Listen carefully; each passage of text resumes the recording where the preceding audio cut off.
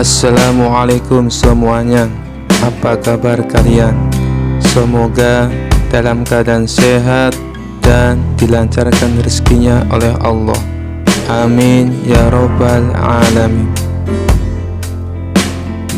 Suatu hari raja sedang termenung dalam-dalam di singgasana istana, memikirkan pertanyaan yang benar-benar membuatnya penasaran. Setelah merenung lama, ia akhirnya memutuskan untuk memanggil Abu Nawas. Siapa lagi yang bisa menjawab pertanyaan anehnya, selain sahabat licik dan cerdiknya itu? Ketika Abu Nawas tiba, raja berkata dengan nada serius, "Abu Nawas, aku punya pertanyaan sangat besar kali ini. Aku ingin tahu, sebelum alam semesta diciptakan, di mana Allah berada?" Abu Nawas yang sudah terbiasa dengan pertanyaan aneh dari raja tersenyum kecil. Kali ini pertanyaannya benar-benar sulit. Tapi sebagai orang yang terkenal cerdas dan penuh humor, ia tahu bahwa jawaban cerdas dan lucu adalah caranya untuk keluar dari situasi ini. Sambil menghela nafas panjang, Abu Nawas menatap raja dan berkata, "Tuanku, hamba tentu saja akan menjawab pertanyaan ini. Tapi sebelum itu, izinkan hamba meminta sesuatu." Raja yang penasaran bertanya, "Apa yang kau inginkan, Abu Nawas?" Abu Nawas dengan gaya serius berkata, "Hamba ingin tuanku menyediakan sebuah tempat yang sangat luas, tak terbatas, yang bisa hamba gunakan untuk menjelaskan jawaban hamba." Raja terkejut dan bingung. "Apa maksudmu? Tempat luas yang tak terbatas? Bagaimana mungkin aku menyediakan tempat seperti itu?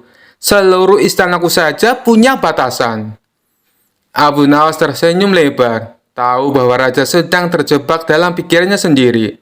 "Nah, tuanku," kata Abu Nawas, "jika tuanku saja tak bisa menyediakan tempat yang tak terbatas di dunia ini, bagaimana mungkin hamba bisa menjelaskan di mana Allah berada sebelum alam semesta diciptakan?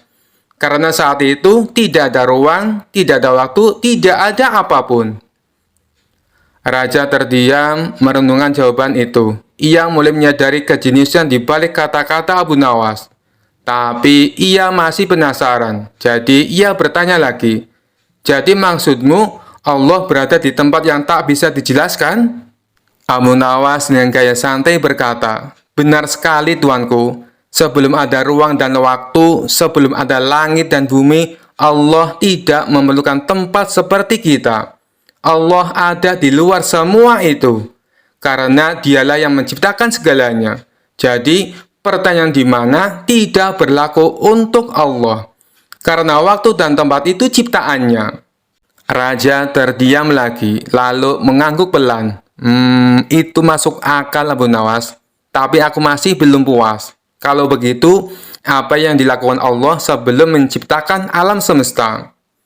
Abu Nawas dengan mata yang berkilau, karena tahu ini adalah kesempatan sempurna untuk membuat raja tertawa, menjawab, "Tuanku, sebelum alam semesta diciptakan, Allah sedang mempersiapkan ujian-ujian sulit untuk orang-orang seperti kita."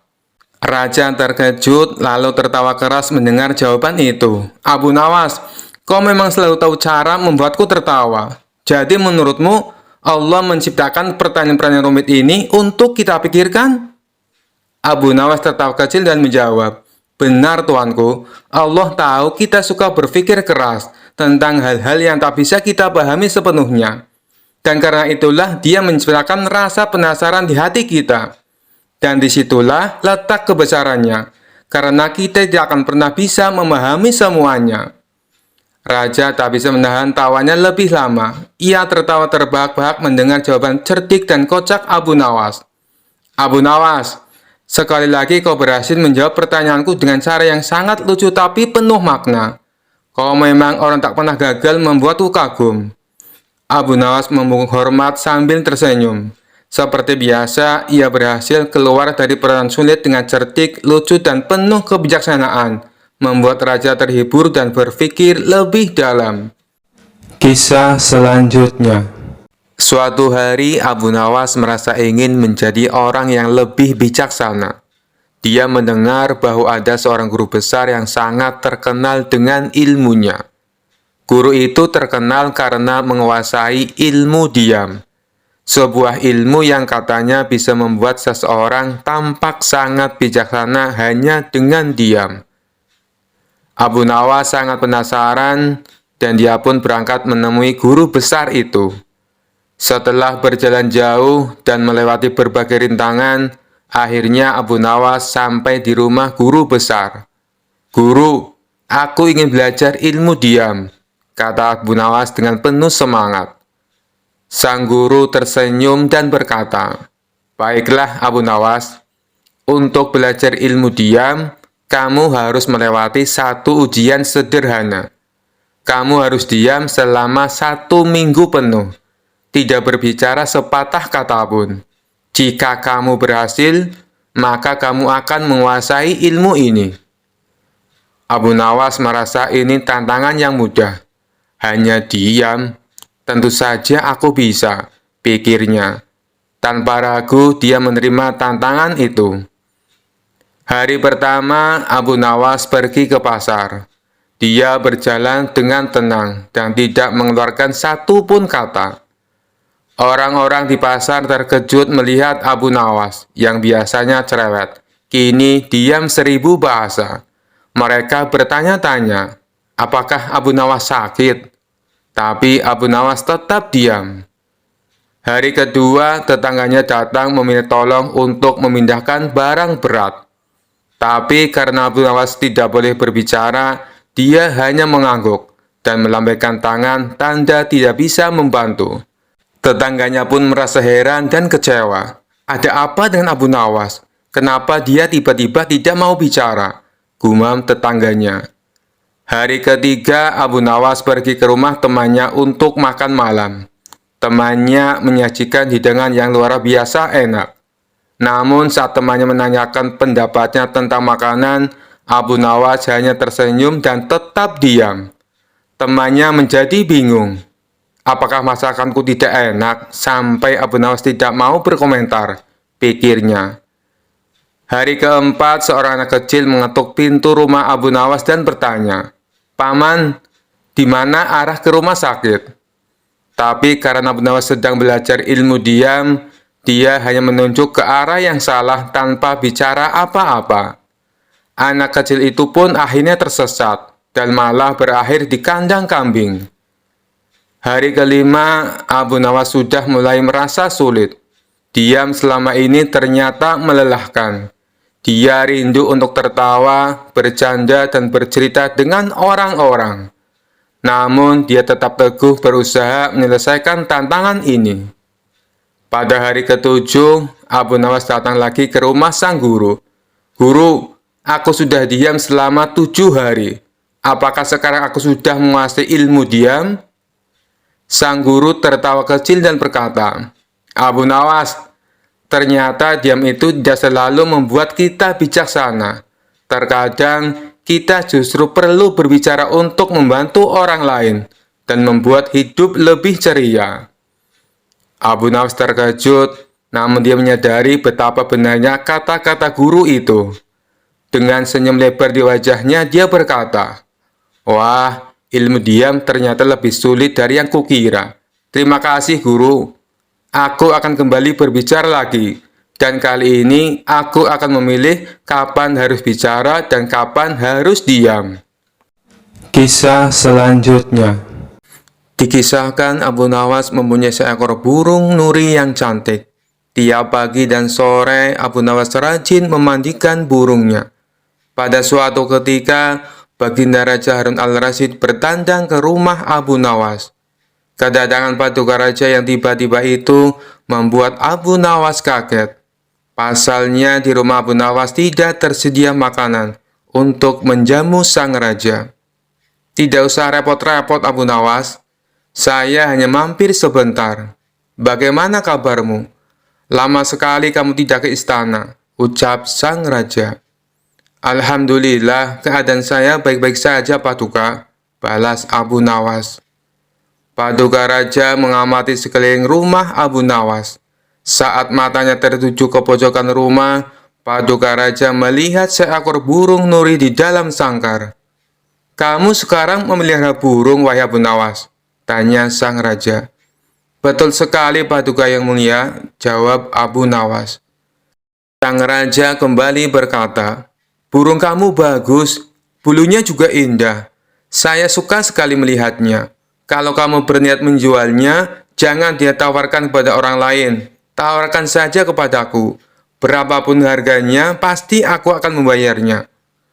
Abu Nawas tidak menjawab, ia hanya menganggukkan kepalanya. Tapi dalam hati Abu Nawas berkata, mana mungkin aku menjual burung yang tidak berharga ini kepada Baginda Raja. Keesokan paginya, Abu Nawas datang ke istana. Dia datang dengan membawa burung nuri yang diinginkan Baginda Raja. Abu Nawas tidak ingin menjualnya. Dia ingin memberikan cuma-cuma kepada Baginda Raja. Tapi di pintu gerbang istana, dua orang pengawal menahannya. Mereka berdua adalah kepercayaan menteri istana yang dengki kepada Abu Nawas. Ada keperluan apa kamu datang kemari? Tanya pengawal. Abu Nawas menjawab, tempo hari Paduka Raja datang ke rumah saya dan menyukai burung saya.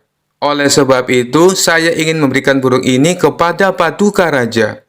Salah seorang pengawal berkata, tinggalkan saja burung jelek itu di sini. Biar aku yang menyerahkan kepada Paduka Raja. Abu Nawas pun menurut. Dalam situasi seperti ini, ia tidak mungkin melawan. Tapi suatu saat mereka pasti akan mendapatkan balasannya. Kedua pengawal itu lalu menukar burung Abu Nawas dengan burung gereja. Setelah itu diserahkan kepada Paduka Raja.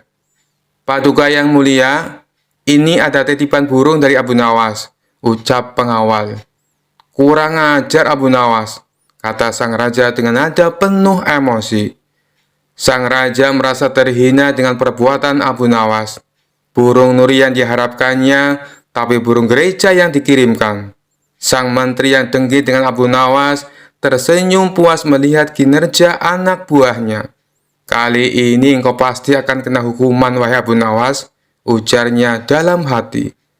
Tanpa menunggu waktu, saat itu juga Baginda Raja mendatangi Abu Nawas.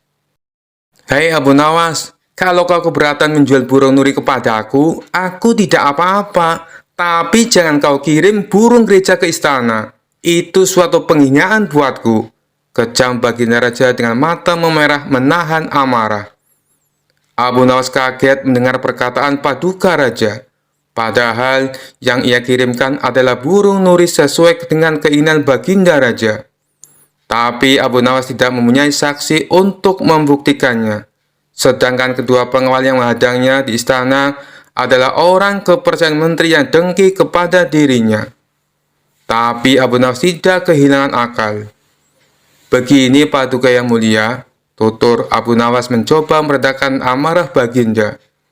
Di istana Paduka telah kemasukan dua orang penyihir. Baginda Raja bertanya heran. Penyihir? Yang mana wahai Abu Nawas? Siapa mereka?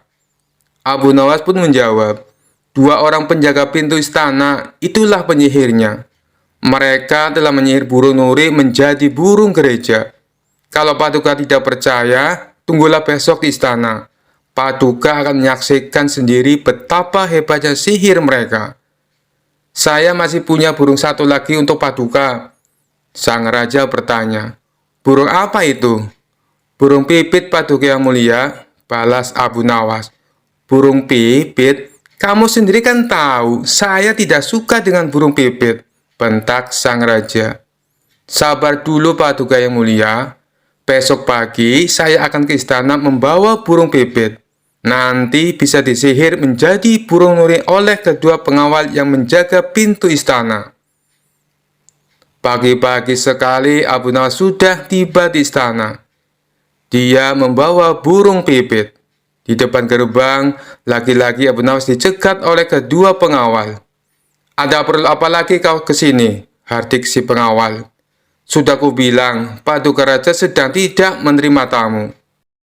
Abu Nawas pun menjawab, maaf, kemarin aku keliru. Aku sebenarnya ingin memberikan burung pipit ini kepada Paduka, tapi aku keliru mengambilnya. Paduka pasti marah-marah mendapat kiriman burung nuri tersebut. Semua orang tahu Baginda Raja sangat benci dengan burung nuri. Baginda pernah tersesat di hutan gara-gara burung nuri sialan itu.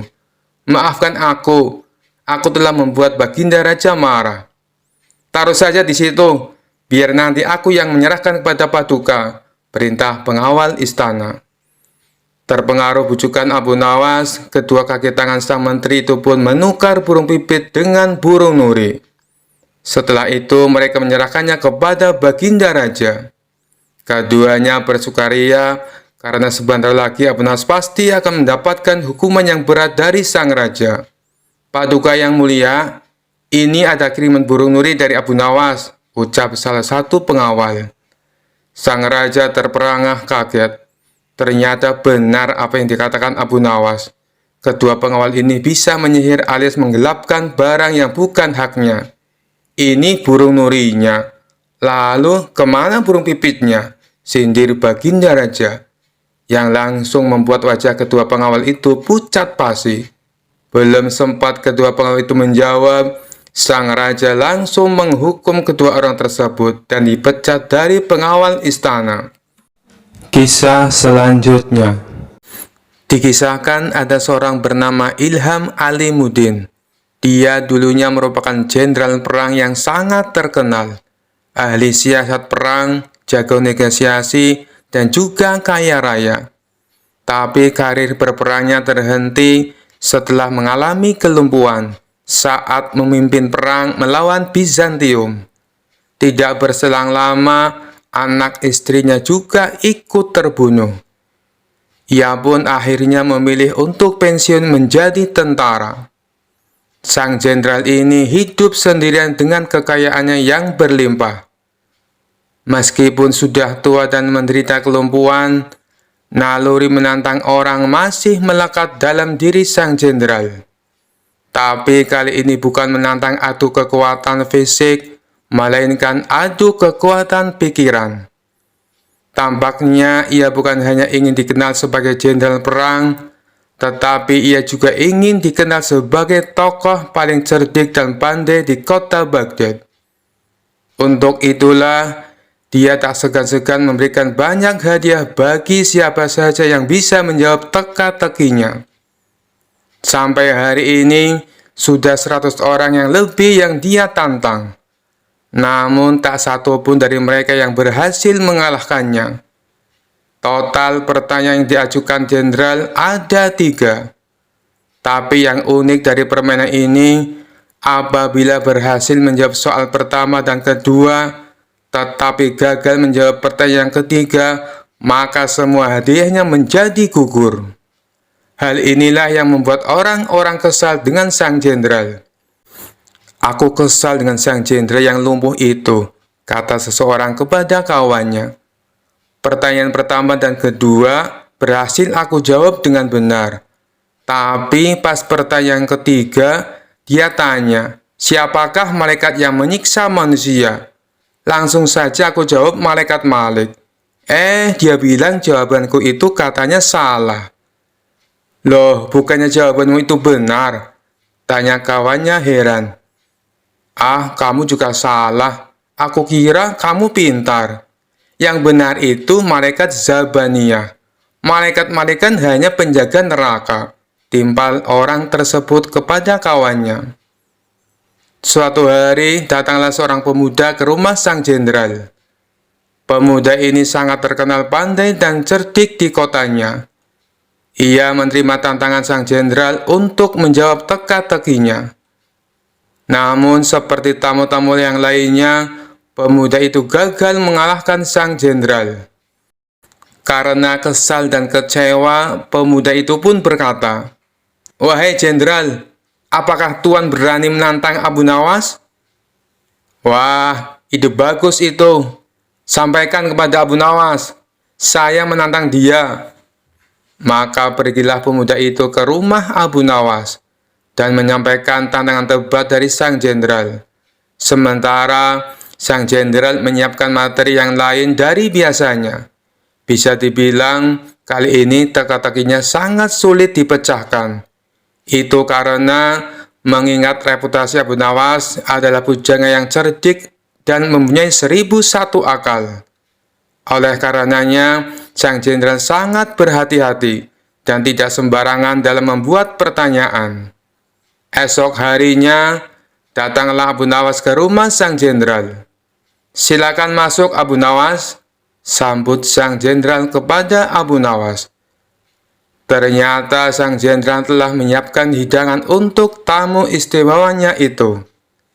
Setelah selesai makan dan minum, sang jenderal tanpa basa-basi mengutarakan niatnya. "Begini Abu Nawas, saya ada 3 pertanyaan untuk kamu. Kalau kamu bisa menjawabnya, dan ini khusus untuk kamu, hadiahnya akan saya tambah 2 kali lipat. Bukan 100.000 dirham, tetapi 200.000 dirham." Abu Nawas langsung terperanjat dengan hadiah yang ditawarkan oleh sang jenderal. "Namun ada syaratnya Abu Nawas. Kalau kamu tidak bisa menjawab semua pertanyaanku, sebagai hukumannya kamu harus berpidato di depan umum. Kalau aku adalah orang yang paling pintar di kota Baghdad," ucap sang jenderal kepada Abu Nawas. Tanpa menunggu lama, Abu Nawas langsung mengiyakan tawaran sang jenderal. "Baiklah Abu Nawas, sekarang kita mulai saja," sahut sang jenderal. "Tapi sebelumnya tutup matamu dengan kain ini, dan engkau harus menggendongku karena aku akan mengajakmu ke suatu tempat." Maka dengan mata tertutup kain, Abu Nawas menggendong sang jenderal. Kemudian, sang jenderal mengajak Abu Nawas ke tempat peternakan unta miliknya, di mana tempat itu tidak pernah dimasuki oleh orang lain. "Berhenti Abu Nawas," kata sang jenderal. "Pertanyaan pertama, katakan apa yang ada di hadapanmu," tanya sang jenderal.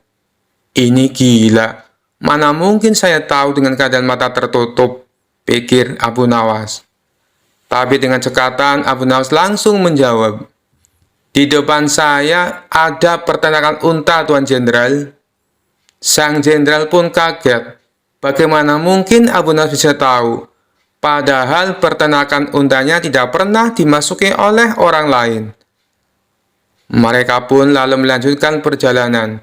Sang jenderal tetap digendong oleh Abu Nawas. 1 jam kemudian, sang jenderal berkata, "Berhenti Abu Nawas. Sekarang katakan padaku, apa yang ada di hadapanmu?" Sejenak Abu Nawas berpikir. Ia pun lalu menjawabnya, "Di depan saya ada sungai. Di sekitarnya ada pohon tin dan pohon zaitun," jawab Abu Nawas. Sang jenderal kembali dibuatnya kaget. Bagaimana mungkin Abu Nawas bisa menjawabnya dengan tepat? Dia pasti mempunyai ilmu sihir, pikir sang jenderal. "2 pertanyaan sudah kamu jawab dengan benar," ujar sang jenderal. "Mari kita lanjutkan perjalanan untuk pertanyaan terakhir," ajak sang jenderal. Sang jenderal kemudian menuntun Abu Nawas melewati gurun, hingga sampailah mereka berdua ke tempat pelacuran yang terletak di tengah-tengah padang pasir. "Berhenti Abu Nawas. Sekarang katakan padaku, apa yang ada di hadapanmu?" tanya sang jenderal. Abu Nawas tidak langsung menjawab. Ia berkonsentrasi penuh. Kemudian pelan-pelan dia menjawab, "Di depan saya ada wanita telanjang, Tuan Jenderal." Sang jenderal pun kaget bukan main. Semua pertanyaannya bisa dijawab dengan tepat oleh Abu Nawas dengan mata tertutup. Sesuai kesepakatannya, akhirnya esok paginya sang jenderal menyerahkan hadiahnya di depan istana dan disaksikan oleh baginda raja dan masyarakat. Tapi sebelum memberikan hadiahnya, sang jenderal berpidato menceritakan pengalaman mereka berdua. "Wahai Abu Nawas, saya masih penasaran. Bagaimana kamu bisa menjawab semua pertanyaanku, sedangkan kedua matamu tertutup kain?" tanya sang jenderal. "Itu mudah saja, Tuan Jenderal," jawab Abu Nawas. "Ketika Tuan mengajukan pertanyaan pertama, kaki saya menginjak kotoran unta. Dari situlah saya menebak kalau saya berada di peternakan unta. Baginda Raja tersenyum mendengar jawaban Abu Nawas. Sedangkan sang jenderal hanya bisa geleng-geleng kepala. Lalu dengan pertanyaan kedua, bagaimana kamu bisa menjawab dengan tepat? Tanya sang jenderal. Abu Nawas kembali menjawab, meskipun mata saya tertutup, tapi telinga saya bisa mendengar adanya suara air mengalir dan burung puyuh yang berkicau. Burung puyuh hanya mau makan biji-bijian buah tin dan zaitun. Sedangkan pohon tin dan zaitun hanya tumbuh di pinggiran sungai. Lagi-lagi Baginda Raja tersenyum. Sang jenderal dibuatnya terperangah dengan jawaban Abu Nawas. Baiklah, semua jawabanmu itu masuk akal. Tapi, kenapa kamu juga bisa menebak dengan tepat atas pertanyaan yang ketiga? Tanya sang jenderal penasaran. Dengan entengnya Abu Nawas menjawab, itu sangat mudah sekali, Tuan. Saat Tuan menyuruh saya berhenti, tiba-tiba saja saya merasakan ular Tuan bergerak-gerak di punggung saya. Nut-nutan, Tuan Jenderal, jawab Abu Nawas sambil menahan tawa. Dari situlah saya bisa mengetahui kalau di depan saya ada wanita telanjang. Spontan saja Baginda Raja ikut tertawa terpingkal-pingkal mendengarnya. Sedangkan sang jenderal hanya bisa tersenyum kecut menahan rasa malu. Kisah selanjutnya. Sudah cukup lama Abu Nawas tidak pernah dipanggil lagi oleh Baginda Raja ke istana. Sejenak Abu Nawas pun berpikir, bagaimana cara agar dirinya dipanggil ke istana oleh Baginda Raja. Hal ini bukan karena Abu Nawas kangen dengan Baginda Raja, tetapi karena pundi-pundi penghasilnya sudah mulai kosong. Sebab hadiah dari Baginda Raja sudah tidak pernah lagi ia terima selama ini. Kondisi rumah tangga yang demikian tentu tidak boleh dibiarkan begitu saja, pikir Abu Nawas. Sehingga Abu Nawas pun mulai mencari berbagai cara agar dipanggil ke istana oleh Baginda Raja. Lama berpikir, tiba-tiba hujan turun yang begitu derasnya, sehingga Abu Nawas berlari ke dalam rumahnya. Dalam keadaan yang basah kuyup, Abu Nawas berpikir, bukankah hujan adalah rahmat? Kenapa aku harus lari menghindarinya? Dari situlah Abu Nawas mendapatkan ide agar dipanggil Baginda Raja ke istana. Maka keesokan harinya, Abu Nawas langsung menjalankan aksinya, supaya bisa segera dipanggil oleh Baginda Raja. Abu Nawas pergi ke pasar dan berdiri di tengah-tengah keramaian, lalu berkata seperti orang yang beraliran sesat, "Wahai umat manusia, saya Abu Nawas adalah orang yang sangat membenci pada yang hak dan suka kepada yang fitnah. Dan saya adalah orang yang lebih kaya dibandingkan Allah," ujar Abu Nawas berkali-kali. Padahal selama ini Abu Nawas dikenal sebagai orang alim yang taat, sehingga banyak warga yang heran dengan sikapnya tersebut. Dia memang gemar bersikap jenaka, hanya saja leluconnya tidak pernah ngawur seperti sekarang. Akhirnya warga yang merasa tidak suka mendengar perkataan Abu Nawas, maka ulah Abu Nawas tersebut langsung diadukan ke Baginda Raja. Mendengar pengaduan para warga, Baginda Raja pun menjadi geram dan memerintahkan prajurit untuk segera menangkap Abu Nawas. Setibanya Abu Nawas di istana, Baginda Raja langsung membentaknya dengan sangat keras dengan penuh amarah. "Kamu sudah murtad, Abu Nawas. Perkataanmu bukan lagi lelucon, dan ini tidak bisa lagi dibiarkan. Kamu harus masuk penjara," kata Baginda Raja kepada Abu Nawas. Kemudian Abu Nawas pun mempertanyakan kesalahannya kepada Baginda Raja. "Memangnya salah saya apa, Baginda Raja?" kata Abu Nawas pura-pura bertanya. Bukankah tadi di pasar kamu mengatakan bahwa kamu tidak suka dengan yang hak atau kebenaran, malah kamu menyukai yang fitnah? Belum lagi kamu mengatakan, kamu mengaku lebih kaya dari Allah. Kamu bilang begitu kan? Kata Baginda Raja sambil marah. Abu Nawas pun tidak banyak bicara. Dia langsung mengakui perbuatannya tersebut. Kemudian Baginda Raja bertanya kembali, "Mengapa engkau berkata begitu? Sudah kafirkah engkau?" Tanya Baginda Raja lagi. Tapi dengan entengnya Abu Nawas menjawab pertanyaan dari Baginda Raja. Saya kira Baginda Raja juga seperti saya. Baginda pasti membenci perkara yang hak, kata Abu Nawas. Kemudian sang raja pun menjadi tambah marah dan mengatakan Abu Nawas sangat kurang ajar. Selanjutnya, Abu Nawas menjelaskan maksud dari perkataannya tersebut. "Jangan marah dulu, wahai Paduka yang mulia. Dengarkan dulu keterangan saya," kata Abu Nawas. "Keterangan apa lagi yang ingin kau jelaskan? Sebagai seorang muslim, aku membela dan bukan membenci perkara yang hak. Kamu harus tahu itu," ujar Baginda Raja. Kemudian Abu Nawas mulai berkata sambil menjelaskan maksudnya kepada Baginda Raja. "Begini Paduka yang mulia, setiap ada orang yang membacakan talqin, saya selalu mendengar bahwa mati itu hak dan neraka itu hak. Nah, siapakah orangnya yang tidak membenci mati dan neraka yang hak itu? Tidakkah Baginda juga membencinya seperti aku?" kata Abu Nawas. Akhirnya Baginda Raja pun langsung terdiam ketika mendengar penjelasan itu dari Abu Nawas sembari berkata seperti ini. "Tapi bagaimana dengan pernyataanmu yang menyukai fitnah?" tanya Baginda lagi ingin tahu. Kemudian Abu Nawas kembali menjawab dengan jawaban yang membuat Baginda Raja terkejut. "Bukan hanya saya saja Baginda, tapi Baginda pasti juga menyukai fitnah," kata Abu Nawas. "Baginda barangkali lupa bahwa di dalam Al-Quran disebutkan, harta benda dan anak-anak kita adalah fitnah. Padahal Baginda juga menyenangi harta dan anak-anak, seperti halnya saya. Benar begitu Paduka yang mulia?" lanjut Abu Nawas.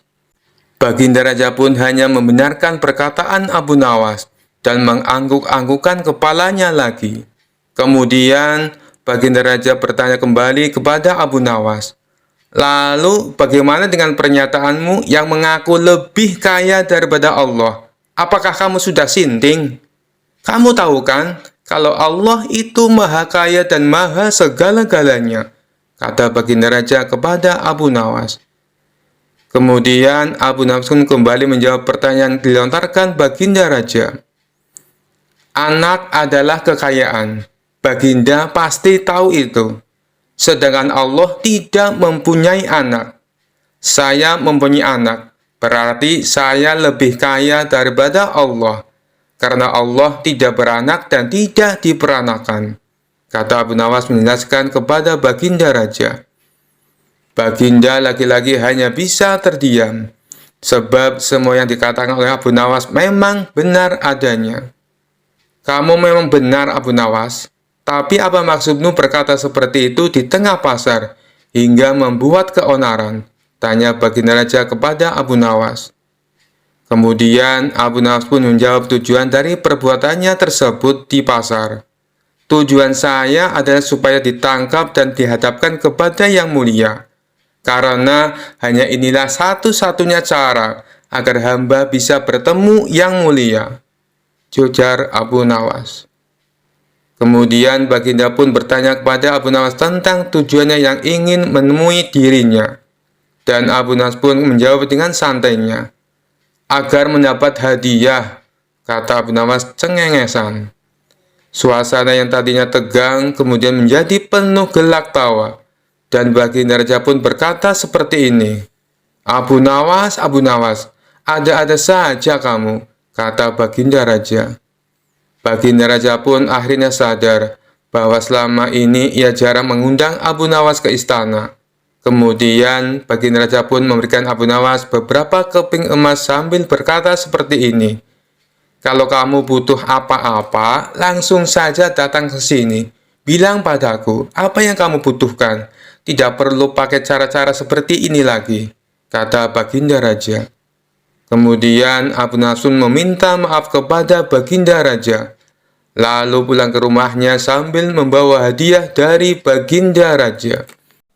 Kisah selanjutnya. Pada suatu hari, Baginda Raja dan para menteri tampak sedang berkumpul di istana. Mereka membicarakan ingin kembali menguji kecerdasan Abu Nawas. Paduka yang mulia, untuk menghadapi Abu Nawas, sebaiknya kita minta bantuan seorang ulama yang ilmunya lebih tinggi dan cerdas, saran salah satu menteri. Dulu saya pernah melakukannya, tapi ternyata tebakan dari sang ulama dengan mudah dijawab oleh Abu Nawas, balas Baginda Raja. Begini Paduka, saya punya kenalan ulama dari negeri seberang. Beliau lebih cerdas dan berilmu tinggi. Saya kira dia bisa mengalahkan Abu Nawas, timpal sang menteri. Baiklah, hadapkan segera ulama itu ke istana, perintah Baginda Raja. Esok harinya, sang menteri mengajak ulama tersebut datang ke istana menghadap Baginda Raja. Wahai Tuan Syekh, saya membutuhkan bantuan Anda. Apakah Anda bisa membantuku? Kata Baginda Raja. Siap Paduka yang mulia. Kiranya bantuan apakah yang bisa hamba berikan? Tanya sang ulama. Adakah kamu punya pertanyaan sulit yang jawabannya tidak mudah ditebak? Kata Baginda Raja. Oh, itu saya punya. Tebakan yang sampai saat ini belum ada yang bisa menjawabnya. Maukah Padukaku beritahu? Balas sang ulama. Ya, beritahu saya. Apa tebakannya? Sahut Baginda Raja. Apa yang lebih jahat dari setan? Kata sang ulama. Bukankah setan adalah makhluk yang paling jahat? Tapi kenapa kau bilang ada yang lebih jahat? Tanya Baginda Raja heran. Katanya Paduka butuh tebakan. Jawab saja Paduka. Kalau bisa berarti Paduka seorang yang pandai, ujar sang ulama. Pertanyaan ini belum pernah aku dengar sebelumnya, dan pasti Abu Nawas tak akan bisa menjawabnya, pikir Baginda Raja. Bisakah kau beritahu aku apa jawabannya? Pinta Baginda Raja kepada sang ulama. Maaf Paduka yang mulia, tapi saya tidak akan memberitahu kepada siapapun, balas sang ulama. Baiklah, pertanyaanmu memang aneh dan sulit dijawab, ucap Baginda Raja. Masih ada satu pertanyaan lagi, sahut sang ulama. Apa itu? Tanya Baginda Raja. Perkara apa yang orang miskin punya dan dibutuhkan oleh orang kaya? Kata sang ulama memberitahu. Sejenak Baginda Raja terdiam. Namun setelah sekian lama berpikir, ia tak kunjung menemukan jawaban. Kalau pertanyaan dibalik, tentu akan mudah dijawab. Perkara apa yang orang kaya punya dan dibutuhkan orang miskin? Tentulah jawabannya harta. Tapi ini malah sebaliknya. Ini yang membuat saya menjadi pusing, ujar Baginda Raja. Namanya saja tebakan Paduka, tentu penuh dengan teka-teki, timpal sang ulama. Kedua pertanyaanmu memang bagus dan tepat sekali untuk menantang Abu Nawas, puji Baginda Raja. Maka pada keesokan harinya, dipanggillah Abu Nawas menghadap Baginda Raja. Ketika Abu Nawas tiba di istana, Baginda Raja berkata, Abu Nawas, aku punya pertanyaan untukmu. Jika kamu menjawab dengan benar, kamu akan mendapatkan hadiah. Tetapi jika kamu salah, kamu akan dihukum. Apakah kau berani menerima tantangan ini? Tanya Baginda Raja. Abu Nawas yang kali itu sedang membutuhkan uang, langsung mengiyakan tantangan tersebut. Saya siap Paduka. Apa pertanyaannya? Sahut Abu Nawas. Apa yang lebih jahat dari setan? Tanya Baginda Raja. Yang lebih jahat dari setan adalah kedengkian kita, jawab Abu Nawas. Mendengar hal itu, Baginda Raja tercengang dengan jawaban Abu Nawas. Sementara sang ulama memuji akan kecerdasan Abu Nawas. Baiklah Abu Nawas, sekarang pertanyaan kedua. Apa yang dipunyai oleh orang miskin, tapi dibutuhkan oleh orang kaya? Tanya Baginda Raja. Jawabannya adalah harapan. Karena orang miskin punya harapan, sedangkan orang kaya butuh lebih banyak lagi. Jawab Abu Nawas. Untuk kedua kalinya, Baginda Raja dibuat tercengang oleh kecerdasan Abu Nawas. Ia tak menyangka pertanyaan yang dianggapnya sulit dengan mudah dijawab oleh Abu Nawas. Begitu pula dengan sang ulama. Ia kembali memuji atas kecerdasan Abu Nawas. Sesuai dengan janji yang diucapkan Baginda Raja, kemudian memberi Abu Nawas hadiah. Kisah selanjutnya. Cerita Abu Nawas ini bermula dari adanya ketua perampok yang terkenal sadis dan kejam. Ia mempunyai puluhan anak buah yang juga tidak kalah sadisnya. Mereka kerap melakukan aksi di tengah gurun pasir yang gersang jauh dari pemukiman penduduk. Bagi siapa saja yang melewati daerah kekuasaannya, maka akan bernasib sial, terutama rombongan kabilah yang membawa barang dagangan. Apabila ada yang berani menolak atau melawan saat dirampok, gerombolan perampok tersebut tidak segan-segan membunuhnya. Suatu ketika, Tuan Hamid berencana pergi ke negeri seberang untuk membawakan pesanan, yakni sebuah perhiasan emas. Namun ia ragu melakukannya, sebab harus melewati gurun pasir yang merupakan kawasan komplotan perampok sadis tersebut. Tuan Hamid pun bingung dengan situasi yang dialami. Sementara ia harus mengirim emas pesanan secepatnya. Setelah merenung agak lama, terlintas di benaknya sosok Abu Nawas. Semoga saja dia bisa membantuku, pikir Tuan Hamid. Dia lantas pergi menemui Abu Nawas. Sesampainya di rumah Abu Nawas, Tuan Hamid lalu mengungkapkan permasalahannya. Wahai Abu Nawas, aku bingung dengan situasi yang sedang aku alami. Barangkali kamu bisa membantuku, ujar Tuan Hamid. Masalah apa yang membuatmu bingung? Tanya Abu Nawas. Begini Abu Nawas, besok aku harus mengirim perhiasan emas ke negeri seberang. Tapi aku takut karena harus melewati gurun pasir yang menjadi tempat komplotan perampok sadis. Aku dengar siapapun yang melewati daerah itu pasti hartanya dirampok sampai ludes. Kalau menolak akan dibunuh, ucap Tuan Hamid. Menurutmu apa yang harus aku lakukan? Tanya Tuan Hamid mengimbuhkan.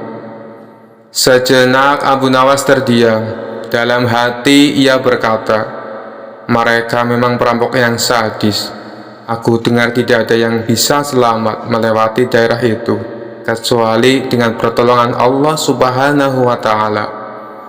Ya sudah, begini saja Tuan Hamid, aku akan membantumu. Biarkan aku yang melakukan tugas itu, ucap Abu Nawas. Maksudmu, kau yang akan mengantar emasnya?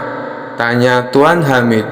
Benar Tuan Hamid, itu pun kalau Tuan mengizinkan, jawab Abu Nawas. Tentu saja Abu Nawas, aku justru berterima kasih. Kalau kau berhasil menjalankan tugas ini, akan aku beri hadiah, kata Tuan Hamid kegirangan. Singkat cerita, berangkatlah Abu Nawas membawakan emas Tuan Hamid. Dia ikut rombongan kabilah besar yang sama-sama menuju negeri seberang. Saat tengah malam tiba, sampailah mereka di tengah gurun pasir yang merupakan daerah komplotan perampok sadis. Dari kejauhan, Abu Nawas melihat ada gubuk kecil yang dihuni oleh satu orang. Maka terlintaslah di benaknya sebuah ide untuk menyelamatkan emas yang dibawa. Sebelum dihadang para perampok, lebih baik aku titipkan emas ini kepada orang penghuni gubuk itu, pikir Abu Nawas. Ia pun segera memisahkan diri dari rombongan dan berjalan menuju gubuk itu. Kawan, bolehkah aku meniti menggarang ini sebentar? tanya Abu Nawas. Orang penghuni gubuk itu menjawab, "Oh, silakan, taruh saja di dalam." Setelah menitipkan emas, Abu Nawas lalu mengejar rombongannya dan kembali berjalan bersama para kabilah. Tidak lama kemudian, tiba-tiba komplotan perampok muncul menghadang dengan pedang terhunus di tangannya. "Serahkan semua barang kalian, jangan ada yang tersisa.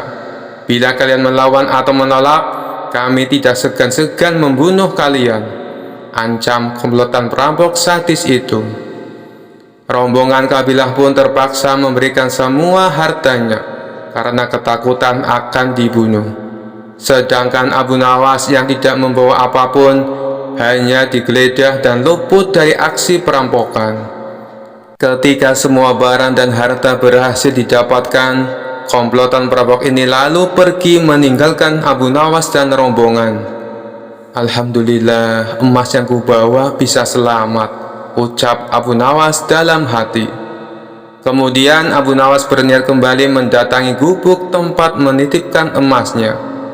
Setibanya di sana, terlihat komplotan perampok yang tadi beraksi juga berada di dalamnya. "Celaka, ternyata aku salah.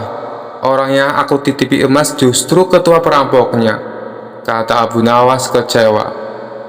Sesaat Abu Nawas ragu dengan tawaran ketua perampok tersebut. "Kalaupun aku lari, pasti akan mudah ditangkap oleh mereka dan bisa-bisa dibunuh. Lebih baik aku datangi saja. Hanya kepada Allah aku meminta perlindungan," ucap Abu Nawas dalam hati. Lalu Abu Nawas memberanikan diri menghampiri mereka. "Tuan mau ngambil barang titipan Tuan?" tanya ketua perampok.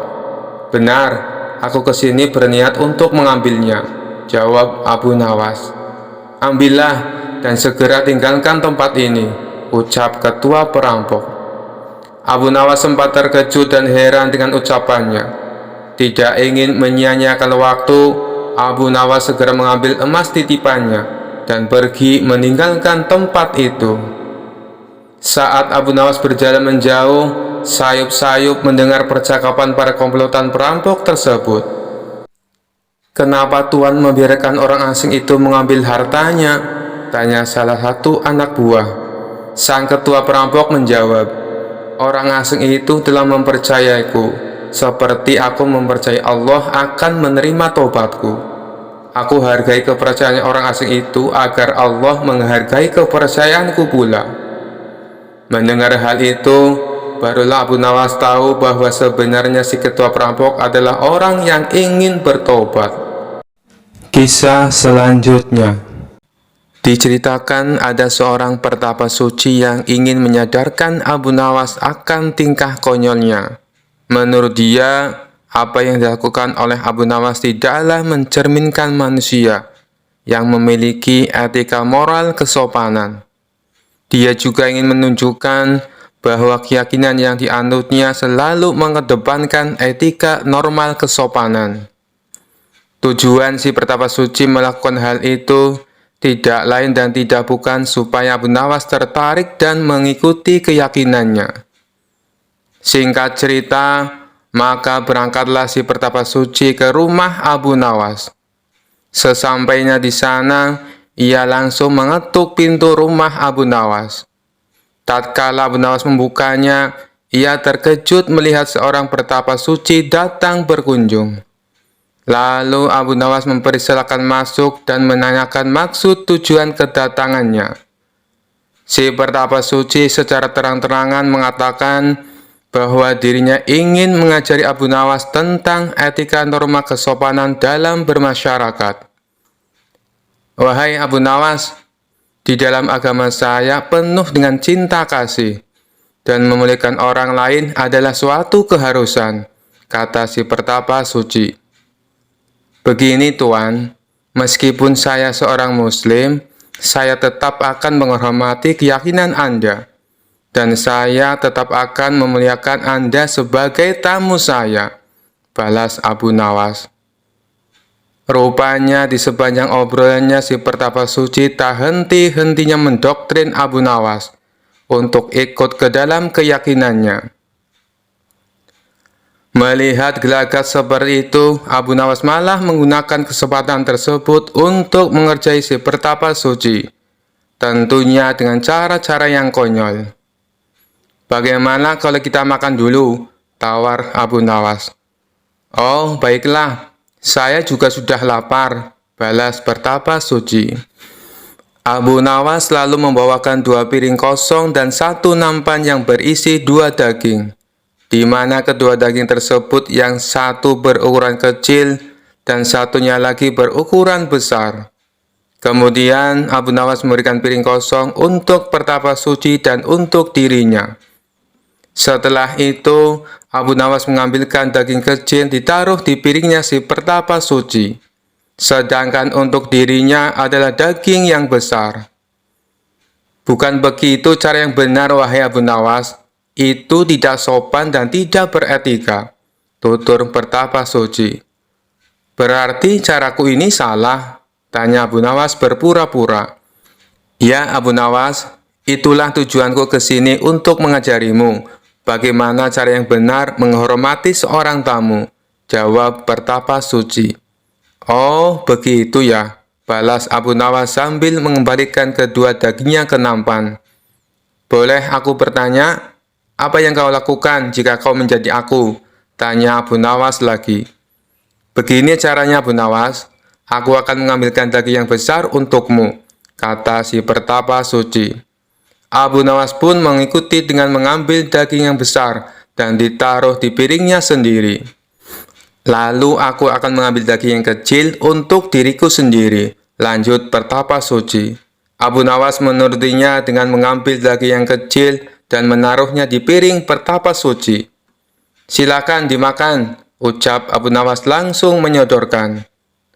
Abu Nawas langsung memakan daging yang besar yang berada di piringnya, dan si pertapa suci terpaksa hanya mendapatkan daging yang kecil untuk dimakannya. Setelah selesai makan, Abu Nawas berkata, bukankah hasilnya sama saja dengan yang aku lakukan di awal tadi? Celetuk Abu Nawas. Tak lama Abu Nawas kembali berkata, apakah kau tahu tata cara makan? Tanya Abu Nawas. Oh, itu sangat mudah. Pertama, saya memanjatkan syukur atas rezeki yang aku dapatkan. Setelah itu, aku memakannya dengan perlahan, serta mengunyahnya dengan mulut tertutup. Jawab pertapa suci dengan yakin. Yang kamu lakukan itu salah, balas Abu Nawas. Kenapa salah? Itu sudah sesuai etika dan norma cara menghormati sebuah makanan, ujar pertapa suci tidak terima.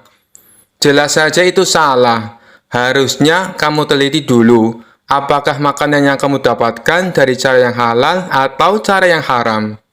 Bila kamu makan makanan yang haram dengan 1000 adab sekalipun, maka itu tidak akan memberi manfaat sama sekali.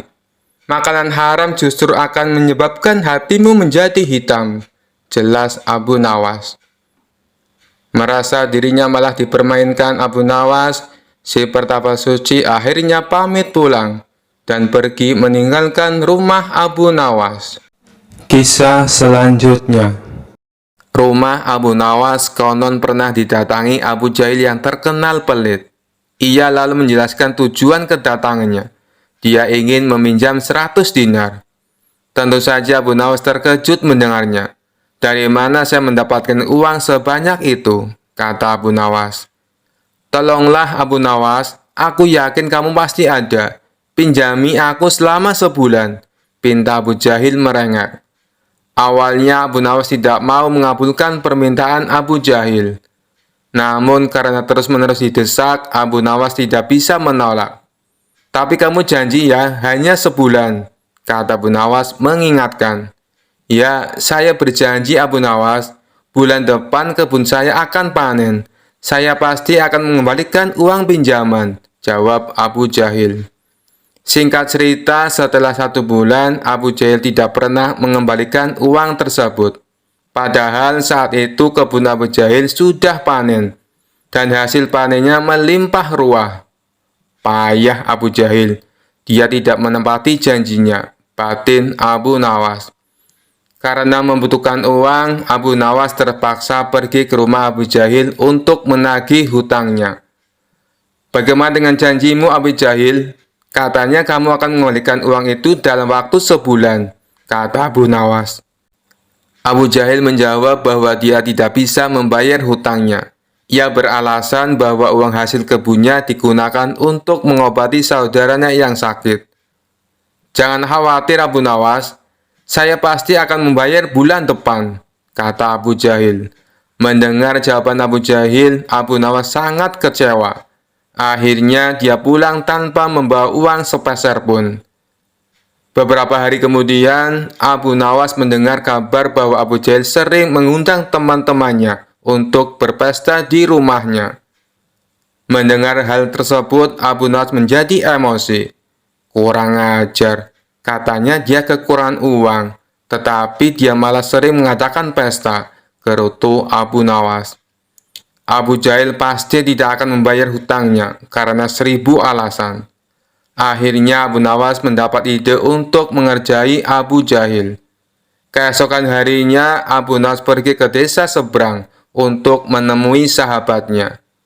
Dia mulai menyusun strategi dan meminta bantuan seorang teman.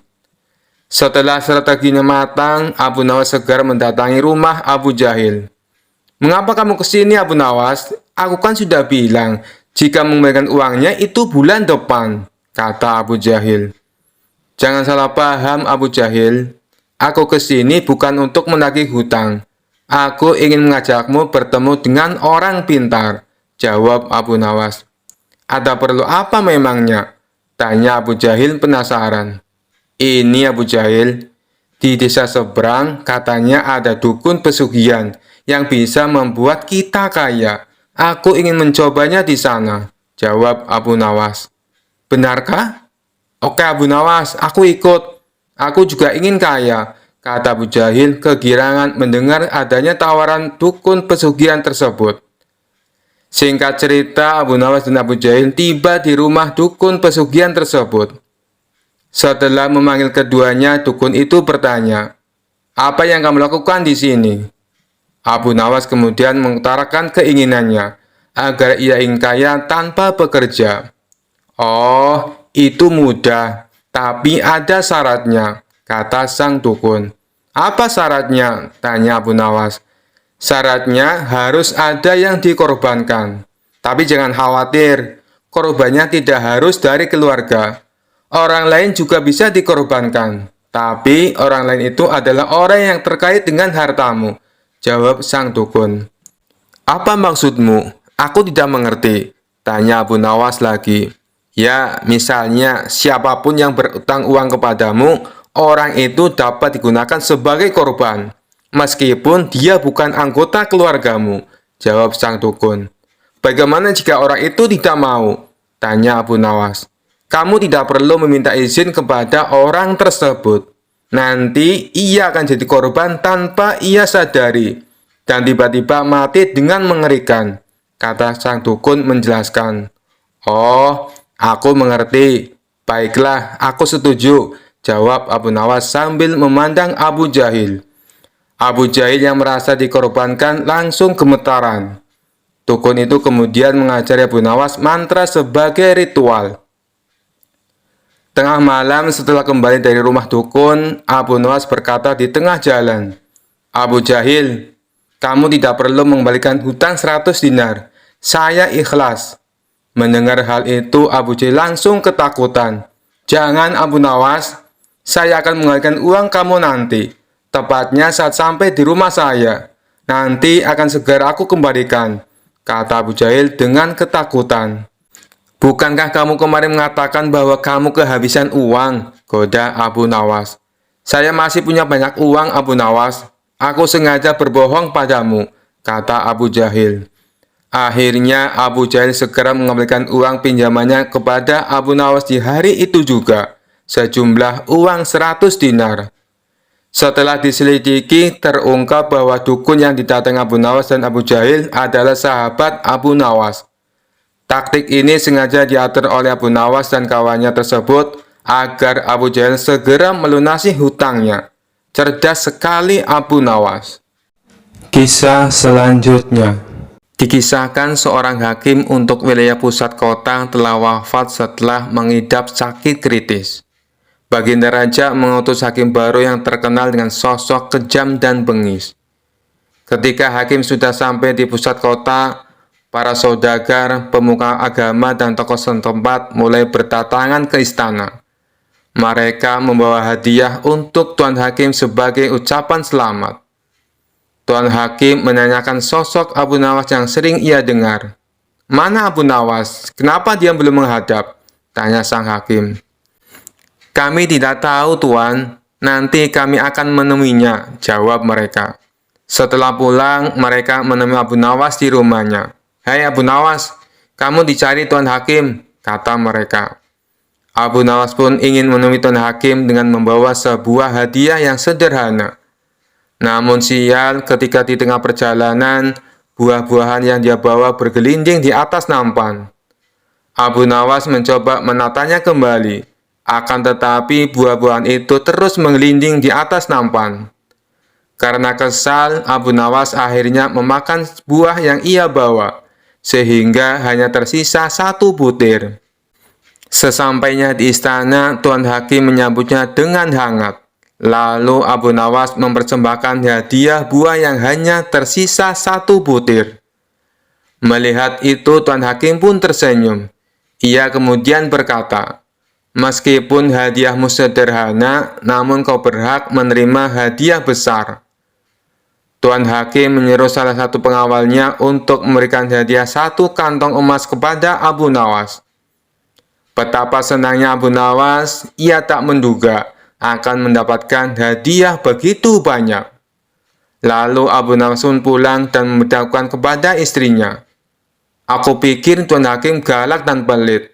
Ternyata ia sangat baik dan dermawan," puji Abu Nawas. "Mengapa engkau bisa seyakin itu?" tanya istrinya. "Tadi aku baru dari istananya, dan Tuan Hakim memberiku 1 kantong uang.